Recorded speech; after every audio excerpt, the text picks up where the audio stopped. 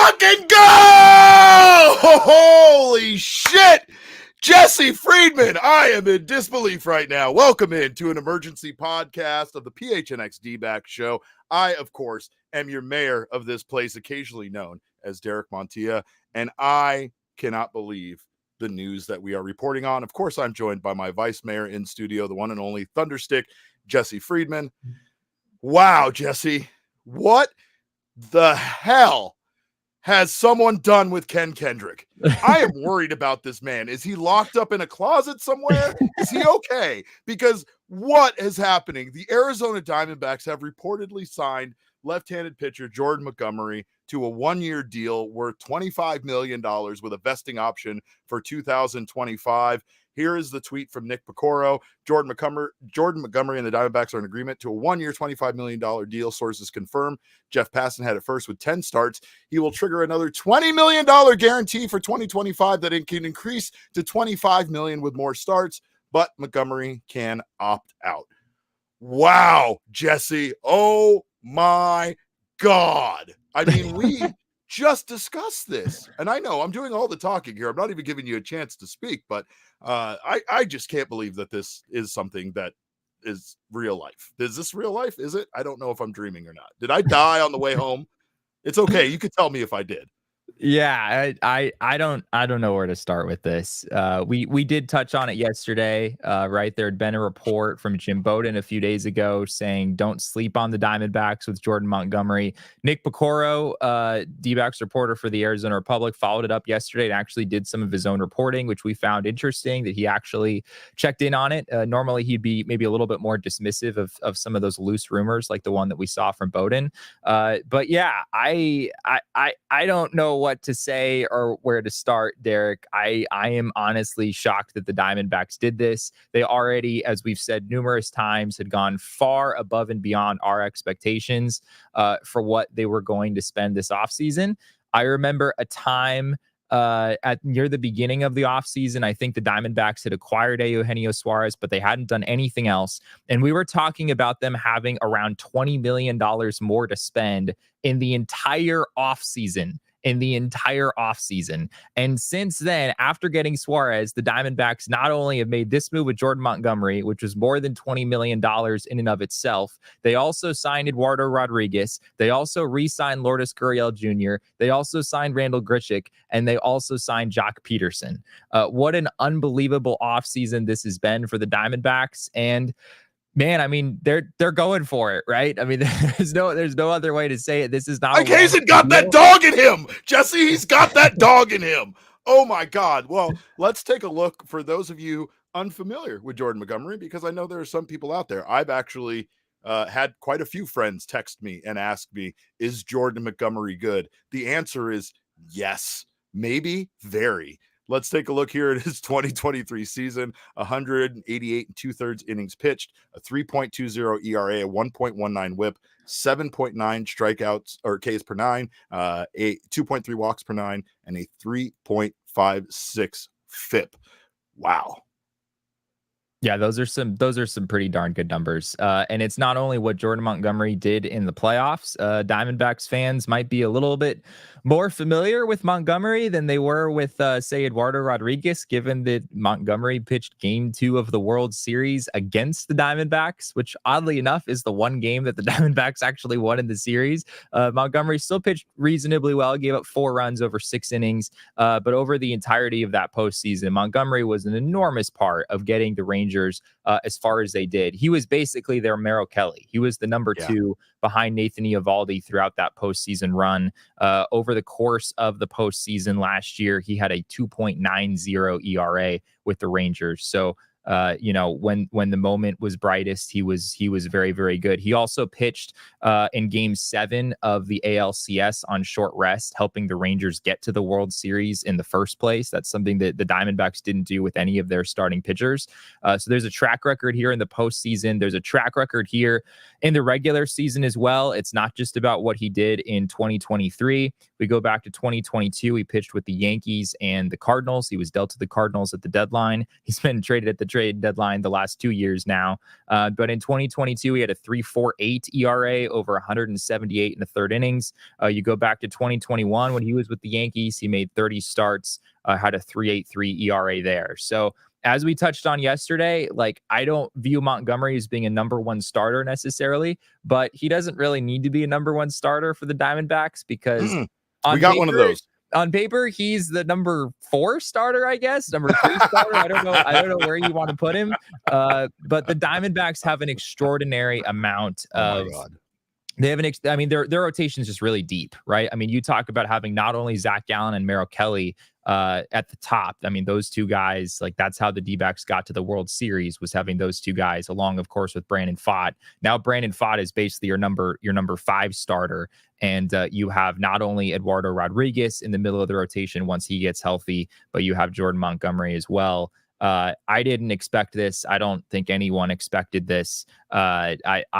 I am shocked by this, Derek. I don't know what else to say. The D-backs have already shocked me with a couple of things they've done this offseason. This one shocked me to a completely another level. I did not expect to see them make this move. Yeah, I still don't know what to think about this, Jesse. I think that, to be honest, this is a huge surprise. Now, let's get the bad out of the way. And the bad here is that, unfortunately, like we discussed the other day when we were just talking, I made you do this hypothetically, like as if this was a real thing, and I forced you into this scenario, like as if, why were we wasting airtime discussing it? And now look. But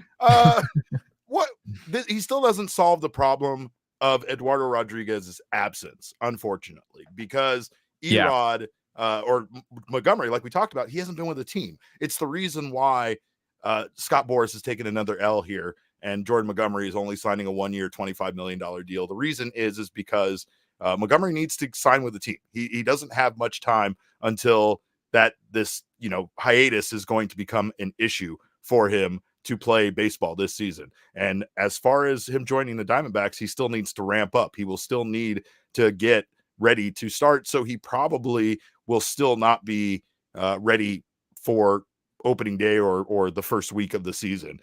Yeah. It just doesn't. It's like that's a mild concern right now, because most likely the Diamondbacks are going to get Erod and Jordan Montgomery into the starting rotation probably around the same time. Considering that we heard from Tori today that Erod was picking up a baseball. We don't know what he's doing with that baseball. We just know he's picking it up. But these guys both might be back around the same, or ready right around the same period of time. Jordan Montgomery might be ready earlier than Erod, based on how slow or how precautious they might be, which they might be more now that they can afford to be.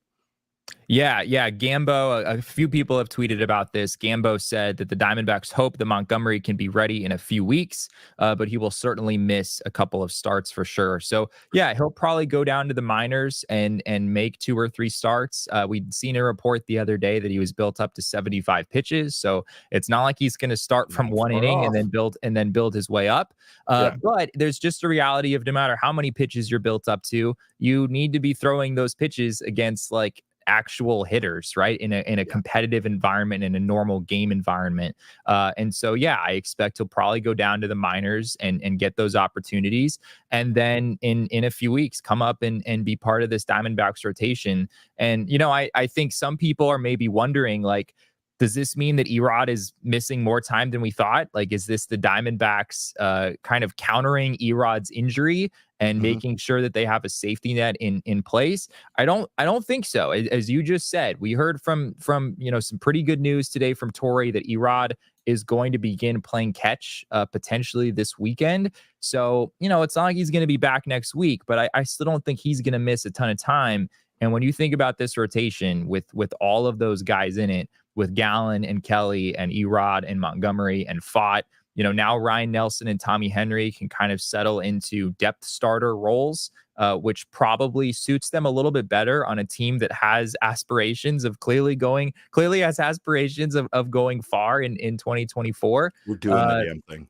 Yeah. And the Diamondbacks, the other thing that I'll say real quick is the Diamondbacks payroll is about $175 million, which is not only is that the highest that we've ever seen in franchise history, it is the highest by a wide margin. I think I think their previous high was in the 140 range, a little bit over 140. They'd already blown past that with their previous signings this offseason. Montgomery puts them in another stratosphere as far as payroll is concerned. Justin Plum says Monty knew he'd be a D-back during Game 2 of the World Series. That makes sense. Joe Blow, great question now, and not even a hyperbolic one, Jesse. Not even a question that would come from my lips, which we know tends to say insane things. Do the Diamondbacks have one of the top 2 rotations in baseball? And I ain't talking about number 2.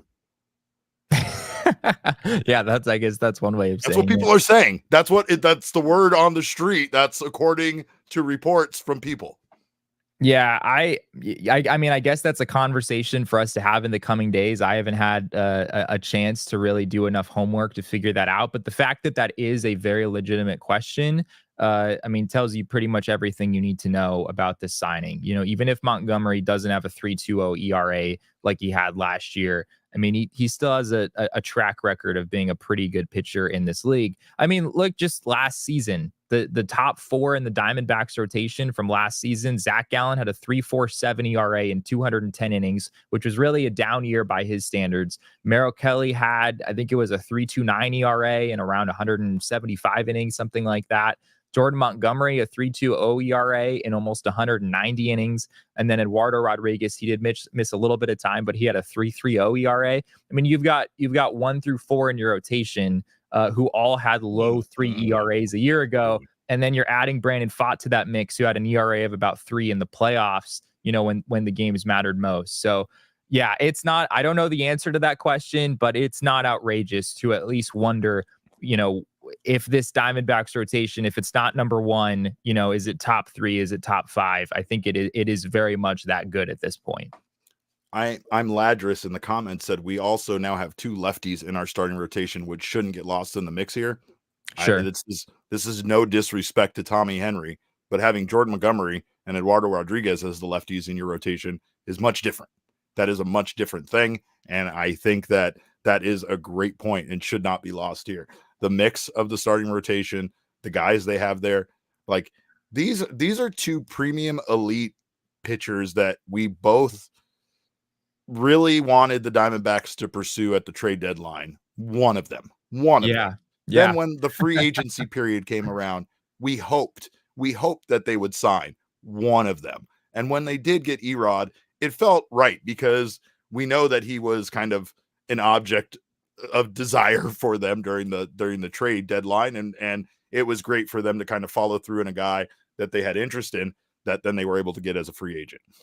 This is just so different. I don't even know how to approach this right now because this is also new, but you know, I guess just playing devil's advocate, we can take it from the approach of like, yeah, we don't know, just like what we've said about the Dodgers team being this team of, you know, kind of superstars coming together. We don't know how it's going to mix. We don't know how this new form of the Diamondbacks is going to come together. However, obviously adding Montgomery here changes, you know, the roles for both Tommy Henry and Ryan Nelson. And I don't know what those roles are going to be for them going forward. Yeah. It's going to kind of have a cascading effect to both of those guys, as well as Bryce Jarvis and the rest of the bullpen. But it's going to be interesting to see, especially with the loss of Paul Sewald, how this could maybe positively impact the bullpen. I mean, you know, it's a good problem to have for the organization, but not a great problem for those guys that just a little while ago thought they were competing for a spot for the season in the starting rotation and now are also finding out this information, right? I just think that there is still something that could be like a tremendous addition to the bullpen if one of those guys perhaps goes to the pen and becomes that long reliever for Torey Lovullo that we were kind of discussing Bryce Jarvis would be for him. Yeah. I mean, I think Ryan Nelson in particular, I'm intrigued at what Ryan Nelson would look like in a bullpen role.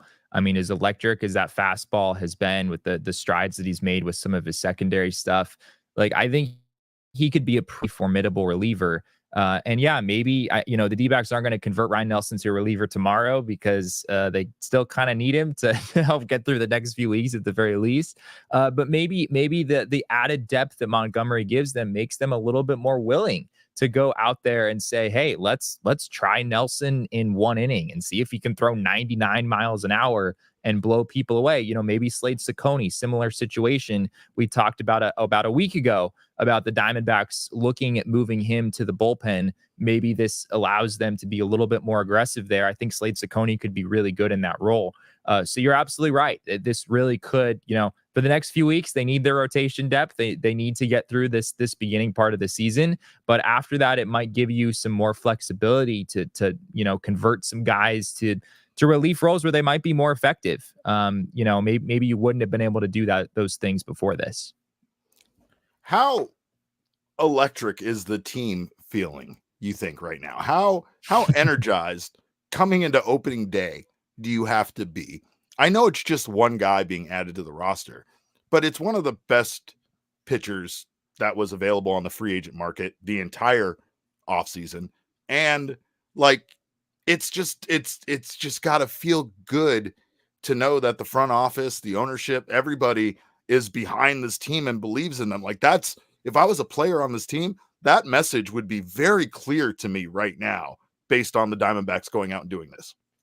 Yeah, 100%. I mean, the Diamondbacks had already had, I think you and I both would have given them an A for the offseason they had before Very this much move. so.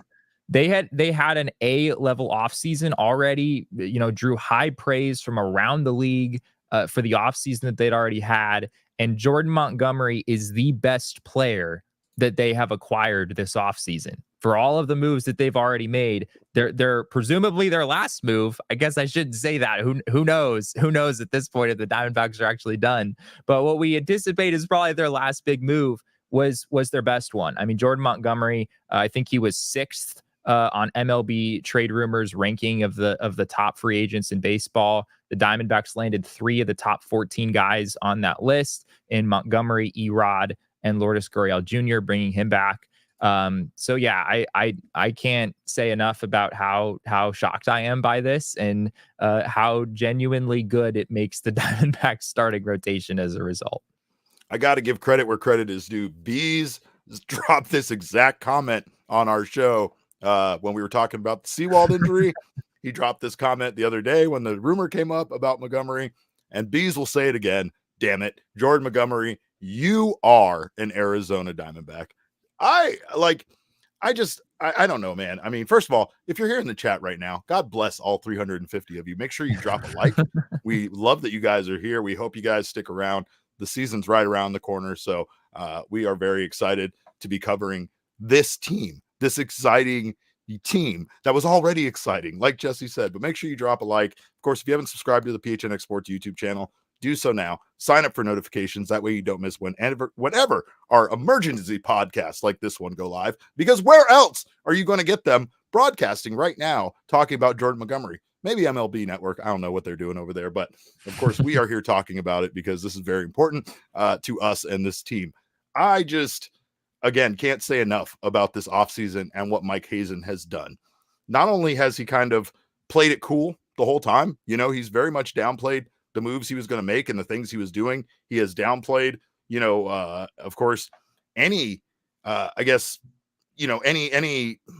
making any statements. He's refrained from making any statements like that they were all in on any of these guys, right? Like the Giants were kind of sneaky good this offseason, the way that they acquired players. Like you kind of hear that they were in on guys or whatever, but not really. That, you know, they weren't making big statements, and you know, their GM had said they were done before they got Matt Chapman and before all the stuff they did, right? So like there's a lot to be said about how savvy these moves were by Mike Hazen. Like you absolutely did not mortgage the farm, and you made this team an actual contender for the National League West and the World Series. And that's something to be said against a Dodgers team that seems unbeatable, right? Like you pair that with the fact that things aren't going so well for them. They have a lot of distractions going on. You know, their guy that they got hasn't worked out so far. Their big starting pitcher.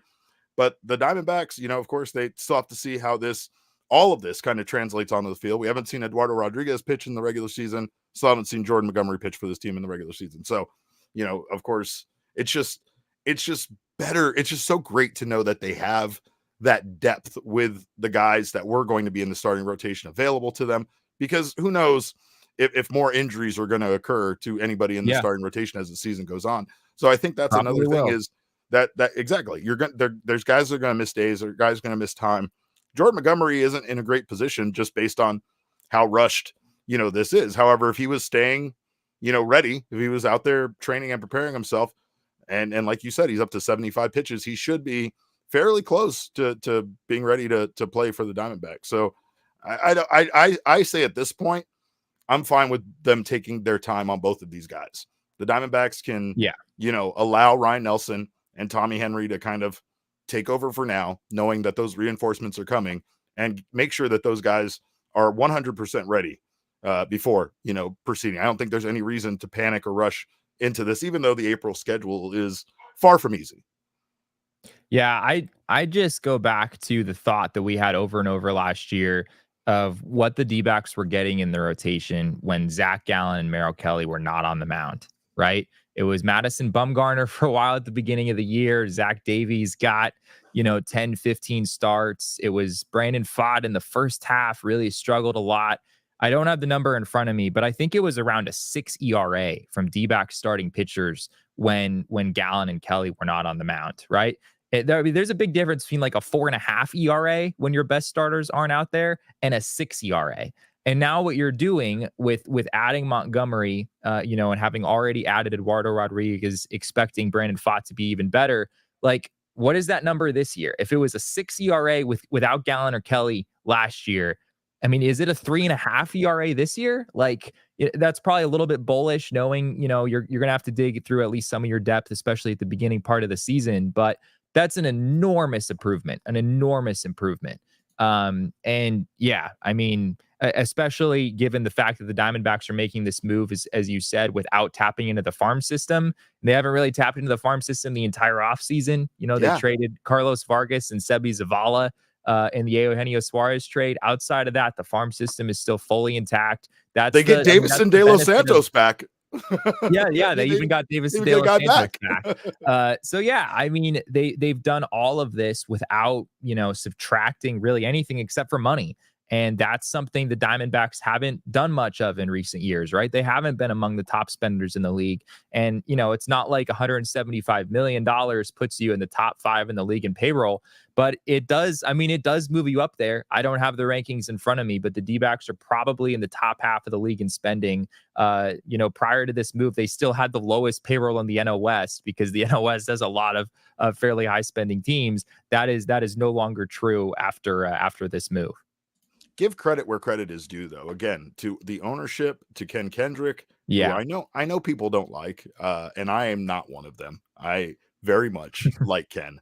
He's a delightful human to be around, to be honest. And I know people don't believe me when I say that, maybe, but he is. And honestly, I think the idea here is that when you are running a team, you have to be looking ahead at what is coming, right? You have to be looking at when you're going to invest. Are we going to be receiving money back to spend on this team to cover these investments, to make sure that we're not running in the negative? And I know baseball teams make an ungodly amount of money, and they don't have to show us how much they make, so we have no idea how much they make. But we do know that Derek Hall just the other day told us that this team is expecting almost historic levels of attendance this year. We know that the popularity based on their run last year was going to yield that. You mix that with the ballpark pass, right, where that ballpark pass is going to come in very handy for a lot of people now to come watch a very good baseball team play this year. But, you got the improvements with the sound system and the lights and just the enticement to come out more. I mean, the food is much better this year than it. Did you guys see the Sonoran dog on my Twitter? Like, come on, get out there and eat some food. It's big. It was bigger than my arm, this thing. But anyway, this is just an exciting year. And I think from the business perspective of it, they forecast that they're going to be getting a lot more money this year than they have in the past, right? Even that ballpark pass, which makes big games nearly free to attend, will allow people to come to the ballpark, spend money on parking, spend money on concessions, buy merchandise. Like, this isn't a situation, even if you give away tickets for absolutely free, you're still going to make money because we as fans want to come to the ballpark and buy food and buy drinks and get, some merch, right? So like it's a matter, I think, of the Diamondbacks being able to see.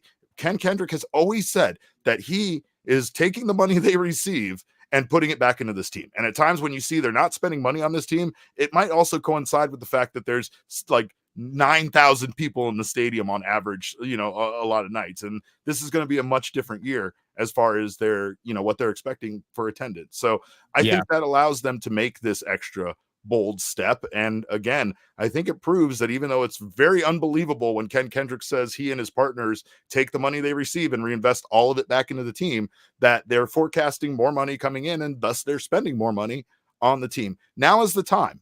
Zach Gallen is not going to be a Diamondback forever. Well, I don't know. With the way Scott Boras keeps, getting these L's, maybe we get him re-signed. But, Merrill Kelly isn't going to be a Diamondback forever. This team is special right now. We've talked about, I think last year we talked about it a little bit. There's the short plan and then there's the longer term plan, right? You have your window where the Zach Gallens, the Christian Walkers, the Ketel Martes even are here. And then you have the longer term window with the younger guys, like the extension, everything you've done with Corbin Carroll, Brandon Pfaadt, all of those young guys, they're going to be here for a while. You just got to start looking at that window that is open now to win. And I mean, when you see when this team did what it did last year, it's hard not to turn around and try to invest properly in this team. It's all about how you spend the money, and they spent a lot of it, but I feel like they spent it in a very savvy way. Can we look at the contract details one more time, Jacob? Can we pull that up? I just want to go over this one more time real quick, because I do want to make it clear that while there's 2 seasons involved here, it very much has the makings of a 1-year contract. You see Nick here termed today as a 1-year, $25 million deal. With 10 starts, he triggers a $20 million guarantee for 2025 that can increase to $25 million. I think I saw in another tweet that it was 23 starts. If Montgomery makes 23 starts, then that guarantee for next year goes up to $25 million. But he has an opt-out. So it's not like he makes 10 starts and he has a guarantee for next year that he has to take. He has an option for next year. So if Jordan Montgomery comes out and pitches well for the Diamondbacks in 2024, there's a very real chance that he hits the market next season. And that goes back to what you were just saying with this window that the Diamondbacks have. I still think that the team has a chance to be competitive 4 or 5 years from now. But in these next couple of seasons, and I guess for now we're just looking at this year, Zach Gallen and Merrill Kelly are very good, and they are both under team control for the next 2 years, right? In making this move, you are trying to win the whole thing in 2024, right? This is the Diamondbacks going all in, as all in as I could really imagine them going. Honestly, they've already gone further than I probably could have imagined them going. Blown our minds. Blown our minds, really. It makes sense. This is what we've talked about for the last, year. Like the D-backs have kind of a window here with a really solid frontline rotation with Gallen and Kelly. You add Erod and Montgomery to that mix for this season. That's really, really formidable. Tim keeps making some great points, and I think we got him out of his curmudgeon phase when it comes to this team. But Tim says this certainly puts Boras and Hazen in better terms heading to a Gallen extension. I mean, who knows if it really does? But I think Boras was dragged kicking and screaming into a contract that looks like this. Honestly, he's punching a picture of Mike Hazen right now. You stupid idiot! You got me. I thought it was funny that I don't know if you saw Keith Law's reaction to this on Twitter. Keith Law quote tweeted Ken Rosenthal when he tweeted out this news. Keith Law quote tweeted and said 29 teams should hang their heads in shame over this. There is going to be this sense in the industry that Jordan Montgomery signed with the Diamondbacks for a lot less money, fewer years than he was really worthy of getting, and that's the reality of the situation, right? Like Blake Snell was also deserving of more than 2 years and $62 million. Say what you will about the walks and the fact that he's not the most watchable, Cy Young winning pitcher out there. He was worth, more than a 2-year guarantee after winning the Cy Young award. Jordan Montgomery didn't just win a Cy Young, but he was also worthy of more than, this deal that's really like a 1-year deal with a potential vesting player option for 2025. Montgomery's a more valuable player than that. The Diamondbacks are benefiting from, again, we've talked about it with all of the other Scott Boras clients. The Diamondbacks are benefiting from Boras just waiting too long and, not having the offers that he wants on the table. He probably, as I said before, he was probably dragged into this deal. This is not what Scott Boras had envisioned for Montgomery, 3 or 4 months ago. Jesse, this message from Walk Off Sports Talk is incredible. He said in the 2023 MLB regular season, 58 pitchers logged 150 innings pitched, and 17 of those pitchers also posted an ERA under 3.50. 4 of those 17 pitchers are now in the Arizona Diamondbacks 2024 starting rotation. It's pretty good. Pitching wins ball games. I don't know if you've ever heard that one before. Connor says Mike Hazen saw the playoff bullpen games and said never again, and I completely agree with that. I think we all said that. Well, not only that though, but like if the Diamondbacks had a healthy rotation going into a postseason series, Zach Gallen starts game 1. I guess it's Merrill Kelly in game 2. Maybe it's Montgomery in game 3. Erod game 4. They, at this point, Derek, not only have they made it so that they have a game 4 starter, they've pushed Brandon Pfaadt out so that he wouldn't actually be one of those 4 starting pitchers. Let's see. Because we've said that before. I think someone said it in the chat earlier. Iron sharpens iron. So who knows what we're talking about at the end of the season? Because if Brandon Pfaadt from the playoffs emerges and becomes regular season big game Brandon, then who knows? You're not starting that guy in the playoffs, and it's an excellent problem to have. Just like facing 2 lefties is an excellent problem to have. I don't know what more to say. I just can't get over this. And I think, again, the one important thing here is not I'm not trying to turn this around on the fans, but we got to support this team. We got to come out. We got to help them. We got to make sure that this thing is a success and they feel that support. It's crazy as a fan to think that you matter, right? Like, it's just like I saw an incredible TikTok, and it was from someone who used to run a team's social media account. And she said, "Oh, you think the players don't see your tweets? They absolutely see your tweets. They see all of them. And they even look at your profile and such." And that probably is terrifying to a lot of people out there. But in the same sense, your presence at Chase Field matters. Like, that is the one thing you could ask the players last year, like, hey, what was your favorite part of the playoffs? Like, was it the 4, home run game? Was it, when Alec Thomas, put the flag in the ground at Philly because that bricked me up? No, Jesse, their comment is what Chase Field felt like when they were in the postseason.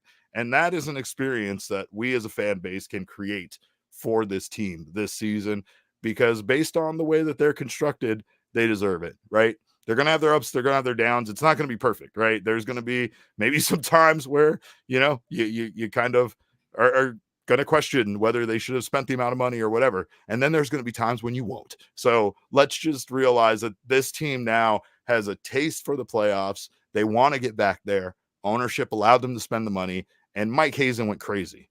Mike Hazen went absolutely insane this offseason, and he delivered in every way that you could hope that they improve on a season like the Diamondbacks had last year. I'm really curious what the explanation is as far as the Diamondbacks suddenly having $25 million to spend. We touched on this a little bit yesterday when we were talking about Montgomery, that Mike Hazen certainly didn't rule out making further additions to this team after signing Randall Grichuk, but he very much gave the impression that it was going to be smaller moves around the margins. It didn't really sound like there was a real possibility of doing anything big at that point. And I don't know if that was just him kind of wanting to say that publicly at the time, knowing that maybe there was a chance that in the right situation, the D-backs would have more money to spend, or maybe it's that in the last week, Ken Kendrick and Mike Hazen had a follow-up conversation, and Ken Kendrick was like, yeah, I just saw the Padres get Dylan Cease and the Giants got Blake Snell. Let's go counter this move. Let's see if we can get Jordan Montgomery. I don't know the details there, but I'm curious because, a month ago, this is not the impression that we got talking with Mike Hazen, that they had this kind of money. I mean, it's only short term, yes, but $25 million is still $25 million. I think that circles us back around to the question, do you think there's something that is more wrong with Eduardo Rodriguez than we know? Yeah, I mean, I feel like I'm a conspiracy theorist even saying that, because I heard the words myself out of Torrey's mouth about him picking up and throwing a baseball this week, right? So like, it doesn't seem like everything tracks with the exact thing that they said, but it, like, again, it was it the Blake Snell signing that allowed the ownership to the group to open up their pockets, to allow Ken to go for this extra, marquee player? Was it the injury? Was that the thing that scared them? Like, that they don't know if maybe it's not if they're going to lose him long term, but can they count on him? And is he going to be an injury risk the rest of the season due to this, lat strain? It doesn't seem like it, but we don't really know what the reason is, like you said, that sparked this change in direction. I'm just glad that whatever caused it to happen happened. That's what I'm glad about, Jesse. I don't care. Sometimes sometimes you don't want to spend the money and you regret it. And then something pushes you to do so. And then you don't end up regretting it, right? You get to a point where you realize that you really just took an opportunity to take a solid core and expedite the process very fast, because we went from almost missing the playoffs last year to making the playoffs by one game, to making some noise in the postseason, to getting to the World Series. And now here the Diamondbacks are doing that thing that I've talked about for a very long time. It's those levels. And there are levels to this, right? The level 1 is determining what your core is. Level 2 is that core finding success. And level 3 is adding to that core and making it, a contender, like adding whatever pieces you feel that get you to that point where you are a contender for a championship. And just like Corbin Carroll's expedited minor league career, all of this has happened in a much faster, way than franchises in any sport usually get it done.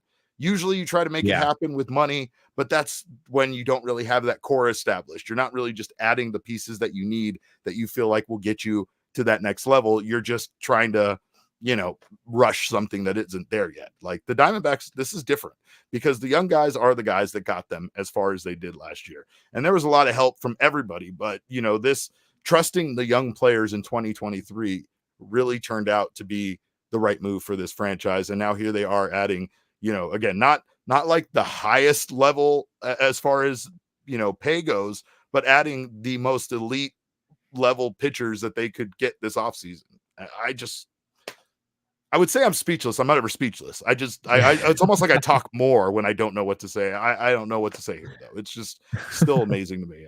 We cover this team. We get to cover this. Jesse, remember when they lost 100 games and we were covering this team? Jesse, remember when we were covering this team during the goddamn lockout? It was this 110. Is for us. This is for us, for the dark days that we lived through. Thank you. Thank you for doing it for me and Jesse.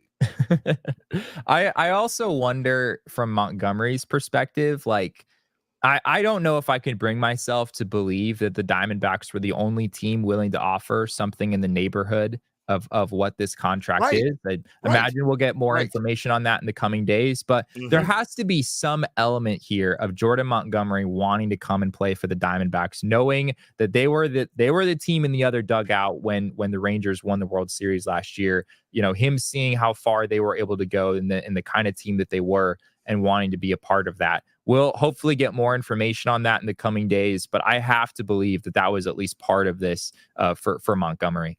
I know the reason why, Jesse. It's Torey Lovullo. It's the exact thing I said.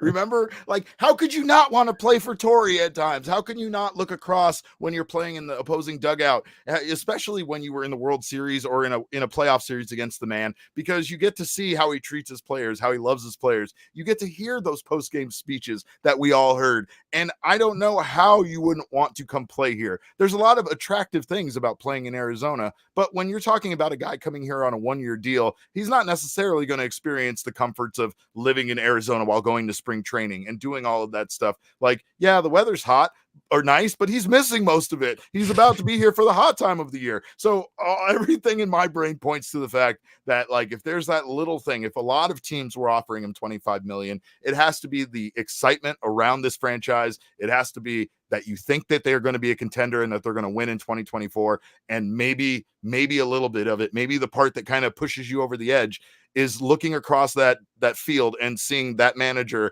and thinking, I'd like to play for that guy one day. And then realizing that you can make that come true by accepting a deal from the Diamondbacks. Yeah. Yeah, I mean, I'm very curious that very well. I don't know what kind of relationship Montgomery has with Torrey or like how he would have known him in the past, but yeah, we'll hopefully get more. Hopefully, we get to talk to Jordan Montgomery here Yes. within the next couple of days. I'm not sure if he's been throwing in Arizona or where he's been exactly, but Rangers yeah, spring training is here, so I don't know how it that, is. that I mean, impacts he's not. anything. He's I not a know, I know. Ranger. I'm just He wasn't a saying, Ranger this offseason. Right. I get maybe he's throwing in Scott Boras's backyard for the last few months. I'm not sure exactly he's how throwing that at that works, secret but facility they were all training at during the lockout. I know it for a fact. That's exactly where he's at. But yeah, that anyway, could be. I could keep podcasting about this all night, but we should probably wrap it up. Of course, we thank each and every one of you for being here. Make sure you're subscribed to the channel. Make sure you subscribe over on the audio podcasting side. If you're not a diehard yet, consider joining us over at gophnx.com. It's an incredible family that we built, an incredible community. And of course, if you join us, you get a free t-shirt from the phnxlocker.com, discounts with our partners, exclusive access to all of our content, all of Jesse's writing. We got a Discord lounge that has some amazing content in there that's just for diehards as well. So consider signing up. But most importantly, make sure you support this team because this is going to be one hell of a year to root for the Snakes. Maybe the year of the Snakes. I don't know. We're fucking dangerous, though. I appreciate you guys showing up. Again, you can follow us on Twitter. I'm at Cap_Caveman with a K. Jesse is at Jesse N. Friedman. Our producer, Faj, he is at Jacob_Franklin4 because he is the fourth best Jacob Franklin in known existence. Our show is at PHNX_DBacks, but all roads do lead to at PHNX_sports on Twitter, Instagram, and Facebook. Again, we thank you all for being here tonight. We appreciate your time and have a wonderful night. But remember, kids, baseball is fun, but it's more fun when you go out and you sign an elite pitcher right before opening day. We all silly like the mayor.